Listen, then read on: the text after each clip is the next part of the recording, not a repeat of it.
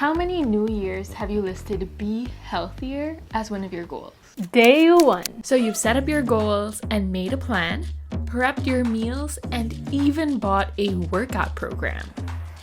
Yet, a few weeks later, fall back in the trap of laying in bed and scrolling on your phone instead. How did I get here? And it keeps happening. Days, weeks, and months go by of having to reset your health journey.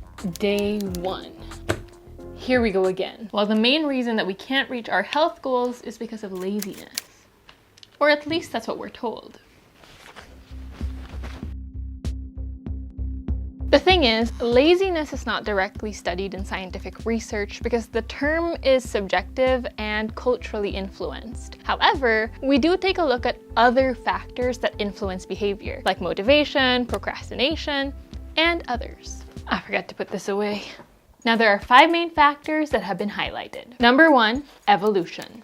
Some researchers propose that our actions that can be labeled as lazy have come from evolution. Essentially, it was a way to conserve energy and avoid unnecessary exertion. This is probably because resources at the time were scarce. Though it may be a trait that was passed down because we do avoid activities that we deem unnecessary. I'm gonna be honest, I'm buying that. Number 2, the reward system. Pleasure and reward often regulates behaviors, aka the dopamine hit. But dopamine does hit different for everyone, meaning different people will feel reward and pleasure from different tasks. Number 3, environment. This would be your access to resources and facilities that help you promote the behavior. Like if you don't have access to food or maybe a gym, it's gonna be hard to keep up the behavior. But it could also refer to the conditions and social pressures that we're surrounded by or experience. Number 4, procrastination. Procrastination is when we push a task as much as possible. And this could be for many different reasons, like the fear of failure, the lack of self-regulation, or difficulty initiating tasks. Interestingly enough, it took a lot of procrastination for me to write this script. And number 5, mental health. Depression and anxiety can significantly impact energy and motivation. In some cases, what appears to be laziness could actually be an underlying mental health concern. Cool insights. This shows us that laziness is not the sole reason that we are not progressing in our health goals.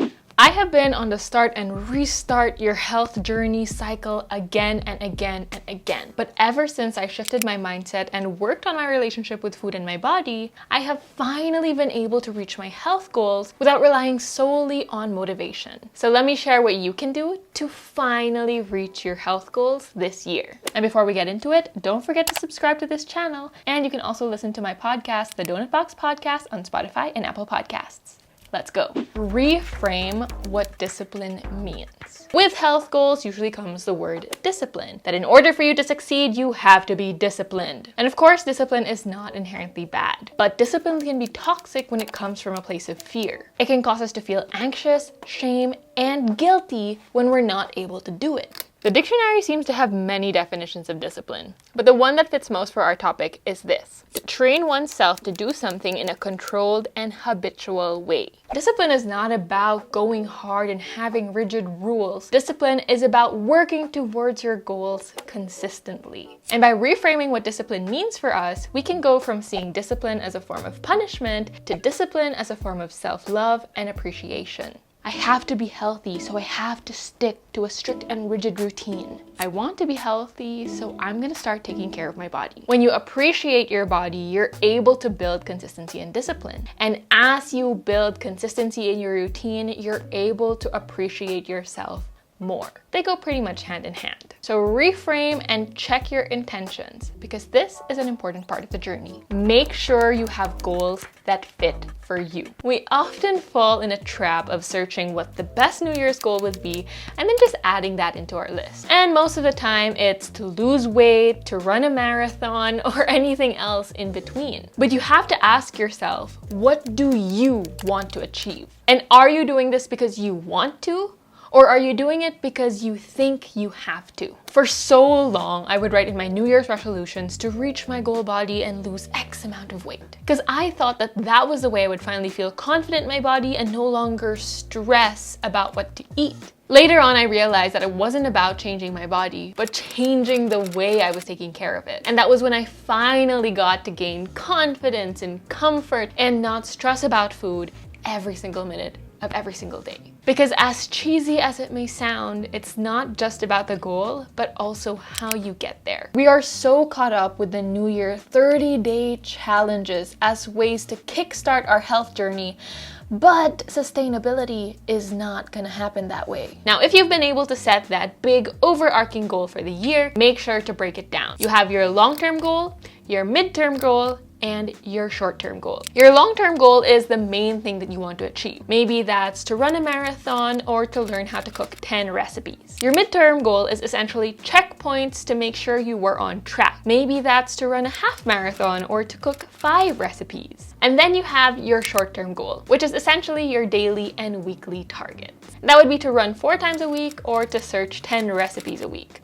Something like that. Breaking down your goal will help set up accountability and will help you track your progress, as well as help you find moments of celebration along the way. Build a soft system. A system is essentially the steps that will help you reach your goals. We're looking at your short-term goals and translating that into everyday habits. Now, one thing that I want you to look at is the intention behind these habits, because we have a tendency to focus on fear and restriction, and we forget that we can actually come from a place of kindness and adding value. Let's give an example. A common goal that we might be having for our health is to drink less soda.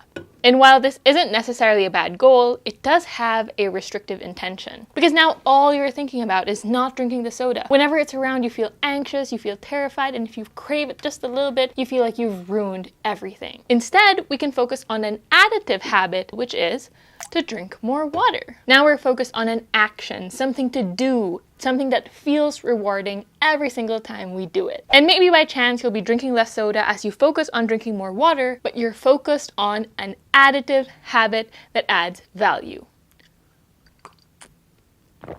I should definitely drink more water. The biggest reason why I wasn't able to reach my goals is because all of my habits were based on fear. And every time I wasn't able to do it, I would feel like a failure. But when I started to focus on action-based habits, this helped me feel like I was actually progressing. Because I wasn't focused so much on what I wasn't allowed to do, but I was focused on what I was supposed to do. And this gave me so much more freedom. Assess the obstacles. One very important mindset in this step is to focus on curiosity rather than judgment. We're often taught to judge ourselves, hate ourselves, and shame ourselves whenever we can't accomplish a task. And this often leaves us stuck. Instead of blaming yourself for somehow not being able to accomplish a task, you can focus on asking why you weren't able to accomplish a task. Let's say your goal is to drink more water, but this is something that you're unable to achieve. Is it because when you're out in public, you don't have a water bottle and you don't really want to spend 20 or maybe even 50 pesos for a bottle of water? Or is it because you tend to be busy throughout the day and drinking water slips your mind? Curiosity would give us solutions. Bringing around a water bottle will make sure you always have water to drink, and setting an alarm on your phone to remind you when to drink water will also help you build the habit. Now, let's say your goal is to eat more fiber, but it's pretty hard for you to do. Maybe the reason why is because there isn't a lot of fresh produce around, or it rots easily and you can't use it. Or on the other hand, you don't really know how to cook veggies in an interesting way. The solution would be to focus on veggies and fruits that are accessible to you, like maybe frozen ones or canned ones that are still nutritionally the same, to make sure you have access to your fiber. And for the other one, it could be the time to search for recipes that excite you and learn new cooking tricks. This may seem like a silly thing, but you do need a cue to help you act on your habit, and that gives the reward system. And accomplishing the habit will help activate that reward system. Find joy in the moment.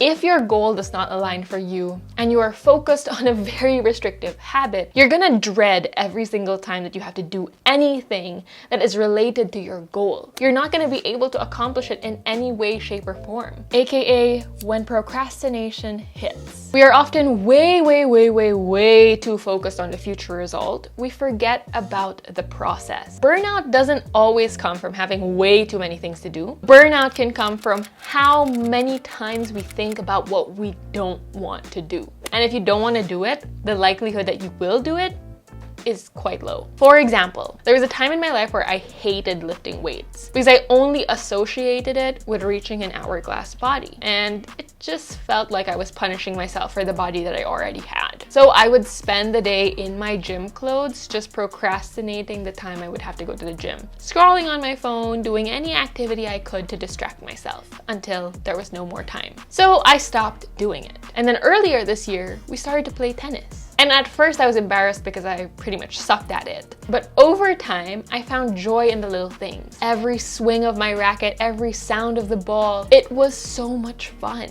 And that's when I found my love for movement again. I'm always looking for a way to play tennis because it's something fun and it's something that makes me feel like I'm actually experiencing life. Forcing yourself through a workout you don't want to do and constantly eating rice, broccoli, and chicken every single day are one of the biggest reasons we just stop trying. It becomes less of a task when it's something that you want to do. So find movement that you like and incorporate meals that you enjoy so that you can keep going. Now, it's important to know when to push yourself and when to pull back, because at the beginning of any journey, the first step is always the hardest. Like, I was so embarrassed when I started playing tennis, but you have to remember, you don't have to be good at something to actually do it or enjoy it. It took me a bit of getting used to until I realized that I actually really liked it. Sometimes you start off running, hating it, and then you realize that you love it. I would say to give yourself at least 5 to 10 times of trying it out just to see if you'll grow to love it. But don't push yourself if it's really not for you, because sometimes growth happens in discomfort. But that doesn't mean you have to be uncomfortable all the time. Overall, we have to remember that health, nutrition, and fitness should enhance our life, not control it. And the moment you feel like all of these habits and things are controlling your life and taking over is the moment that we have to step away and reframe. Because there's so much more to life than just working out and thinking about what to eat, even though that's how I lived my life for so long. Now, this year will be the year that we actually reach our health goals. Not because we're being hard on ourselves, but because we are being realistic, intentional, and kind on our journey. So let's make our health journey one about feeling our best and one that is sustainable. And those are the things that I did to help me finally reach my health goal. I hope this video was helpful for you in any way, shape, or form on your own journey. And if you did find this helpful, don't forget to share this video to someone you think might need it, and also subscribe to this channel. Until the next video, don't forget, you always deserve to eat. The video's over, but that doesn't mean you have to go. You can still subscribe or watch another video. Thanks for watching.